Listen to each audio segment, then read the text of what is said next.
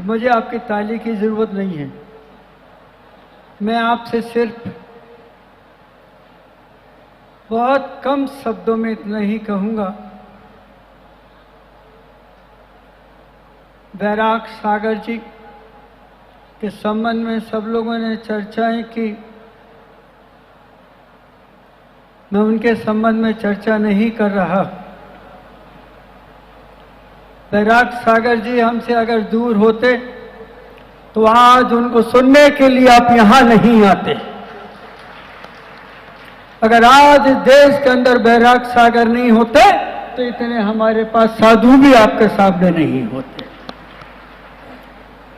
एक ही संत ऐसा पैदा हुआ इस मिट्टी के ऊपर, उसने अपने शिष्यों को जीना सिखाया, चलना सिखाया, प्रेम सिखाया, साधना कराई और व्यवहार सिखाया। क्यों? कभी कभी ऐसा लगता है, कुछ ऐसे लोग मिल जाते हैं, वो कहते हैं कि हम एक ही बाप के हैं। अरे सभी एक ही बाप के बैठे हैं। वृक्ष एक बीज से पैदा होता है लेकिन हजारों फल उसको सबको देता है। एक ही थे वो। हमारे और उनके बीच में बहुत मीठे संबंध थे। जब उनका अंतिम समय था, मेरे पास खबर थी। मैंने कहा मैं अब भी उनसे बात करता हूं। सिर्फ मैंने उनसे 2 मिनट बात की थी। आप तो सुनने की बात कर रहे हैं, याद करने की बात कर रहे हैं। जिस हस्ती ने हमें जीने की कला सिखा दी, जीने की कला सिखाई, बैठने की कला सिखाई, उठने की कला सिखाई और कैसे हमें धर्म को विकसित करना है वो कला सिखाई, तो उसके उदाहरण आज हमारी लेन में बैठे हैं। नहीं दिख रहा? नहीं दिख रहा क्या?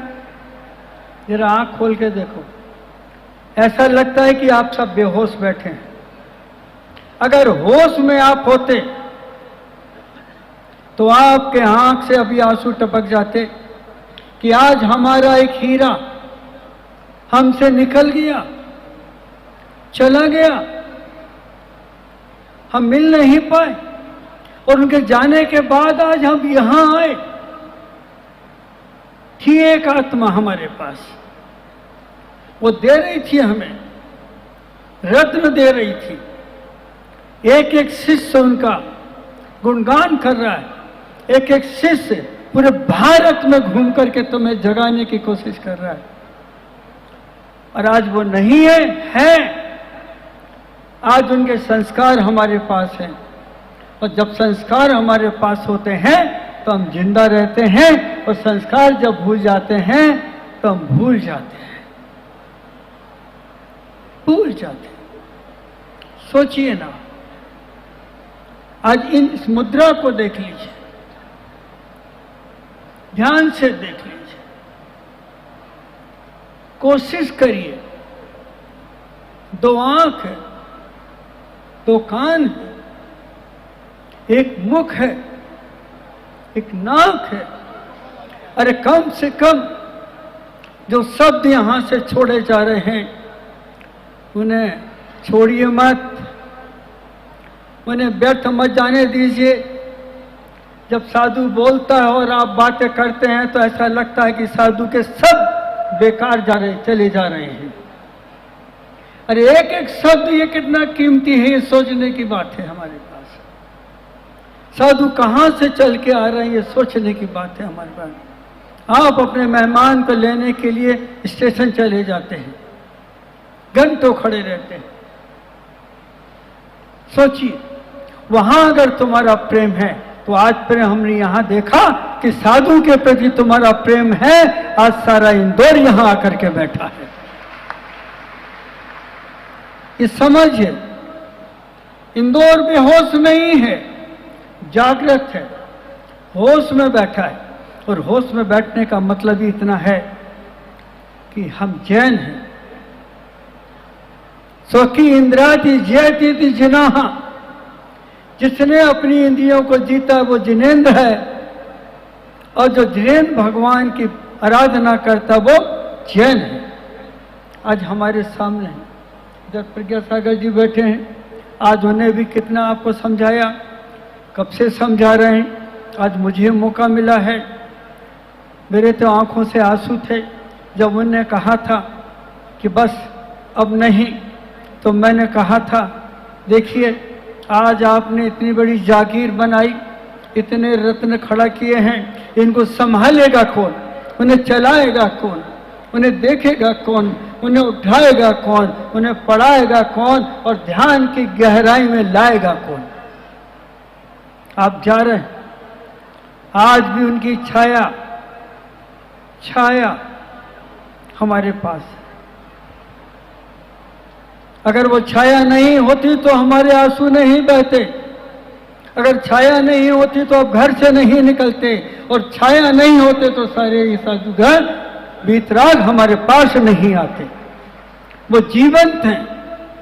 अरे अक्षर तो हमारी मृत हैं, अक्षर मृत हैं, और जो हमने बसाया वो जीवंत है। शब्द तो कान से टकराते हैं और निकल जाते हैं, क्योंकि आप बातें करते रहते हैं, और वही शब्द अगर कान के अंदर से आपके अंतस के अंदर आता है, आत्मा के साथ संबंधित हो जाता है, तो वही तुम्हारे अंदर परमात्मा को जगाने का कारण भी करता है। जो चले गए, थक गए, नहीं, जो आता है वो जाता, ये बात सच है। जो जीता है वो मरता है, ये बात भी सच है। लेकिन ये बात सच है कि जो अपने मोहों को निकाल देता है वो कभी नहीं मरता है, वो सीधा सदा के लिए परमात्मा बन के बैठता है, निर्माण में जाकर के बैठता है। और मोह का शब्द भी तो बहुत सीधा साधा है। मोह में से हार निकाल दो, परमात्मा के अंदर समाहित हो जाओ, परमात्मा को अपने रग रग के अंदर उतार लो। अभी तक तुमने संसार को उतारा है, दुनिया को उतारा है, बीवी बच्चों को उतारा है, रिश्तेदारों को उतारा है, लेकिन आज तक तुमने अपने अंदर वो श्रद्धा नहीं उतारी। जिस श्रद्धा के अंदर इतनी ताकत है, तो श्रद्धा अगर हमारी सही हो जाती है तो सम्यक दर्शन की भूमिका बनती है, और सम्यक दर्शन की भूमिका बनती है तो निर्वाण का दरवाजा हमारा खुल जाता है। इतना सही है हमारे पास। मैं तो खाली आपसे कह सकता हूँ, ज़्यादा देर आपका नहीं लूँगा, सिर्फ यही कहना चाहता हूँ कि आज एक योग है पट्टाचार का। ये साधारण नहीं, ये समय सार के अंदर से निकल के आए हैं, और समय सार की अगर व्याख्या करूं तो मुझे आपको 4 घंटे बिठाना पड़ेगा भी यहीं। समय को समझ लो, और आचार्य, और समय माने आत्मा, उस आत्मा को देख लो। उस आत्मा को एक समय मिला है अपने को जगाने का, अपनी बेहोशी को भुलाने का, वो भीतर जो हमारे छुप कर बैठा है उसे बाहर लाने का, जो आत्मा हमारे ऊपर बैठी है। अभी कह रहे थे, राम के संबंध में सुन रहे थे, ऋषभनाथ का नाम लेके देखें आप, रा से शुरू होता है। महावीर का नाम लेके देखें तो माँ से शुरू होता है।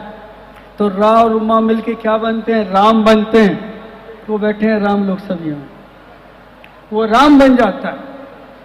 मर्यादा उन्हीं से सीखी थी, जीना उनसे सीखा, और निर्माण की भाषा हमने ऋषभदेव से शुरू करके महावीर तक सीखी। उसके बाद हमारे संतों के निकट गए, उनकी नग्नता के पास गए, तो हमने जाकर के सीखी। भाइयों, थोड़ी सी बातें आपके सामने रखी, ज़्यादा मैं नहीं करना चाहूँगा।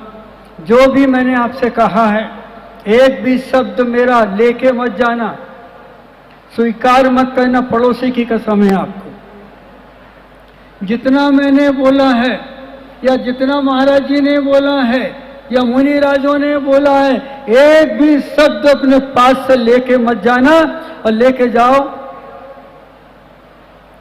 लेके मत जाना। पड़ोसी की कसम दी है मैंने। और 1 मिनट लेता हूं आपसे, सिर्फ इतना ही कहना चाहता हूं, इतना ही कि जो जो आपने सुना है, जिन हमारे मुनि राजों ने कहा है, उन शब्दों को छोड़ मत देना। फिर पड़ोसी की कसम, एक भी शब्द मत छोड़ देना। इतने समय के अंदर जो आपको जो अच्छा लगा हो, अपने मंथन की, चिंतन की मटकी में डालना, चिंतन करना, मक्खन निकलेगा। जितना मक्खन निकले तुम्हारा, और जितना छाछ बचे तो पुष्पदंत को वापस कर देना। छाछ मेरा है, मक्खन तुम्हारा है। ये सारे मक्खन यहां बैठे, देख लीजिए आप। मैं एक और लेना चाहूंगा, मैं बुलाना चाहता हूं। आइए, आपको बुला रहा हूं, आपको।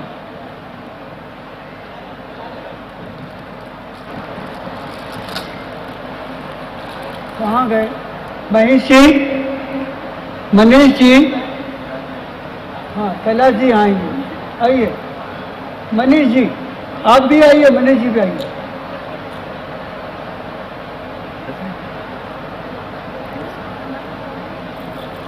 आइए, दोनों को आना है। पूज्य आचार्य भगवंत ने अपनी अमृतमयी वाणी से हमको भी संचित किया है, और अब मैं आमंत्रित कर रहा हूँ बाल ब्रह्मचारी प्रतिष्ठाचारी अक्षय भैया जी को, दया करके जिनवानी स्तुति करेंगे यहाँ पर।